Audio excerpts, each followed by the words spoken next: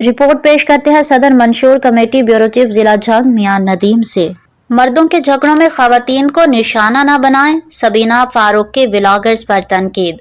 कराची मारूफ पाकिस्तानी अदाकारा सबीना फारूक ने social media content creators की जानिब से ज़ाती तनाज़ात में खवातीन को निशाना बनाने पर शदीद रद्द-ए-अमल दिया।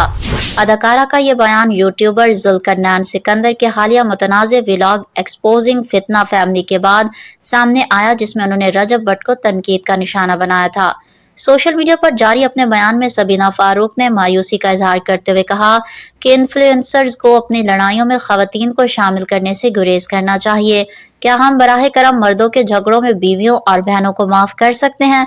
खुदा का खौफ करें। अगर आपको एक दूसरे के बारे में फजूल बातें करनी है तो करें, लेकिन खुदा के लिए खवातीन की इज्जत बरकरार रहने दें। इस माशरे में खवातीन पहले ही काफी मजलूम हैं। उन्होंने मजीद कहा कि सोशल मीडिया पर मौजूद बड़े प्लेटफॉर्म्स और वसी नाजरीन के तादाद को मुस्बत और बामकसद मसाइल के लिए इस्तेमाल किया जाना चाहिए। आप मर्दों को एक दूसरे पर जो भी कीचड़ उछालना है उसे अपने तक महदूद रखें।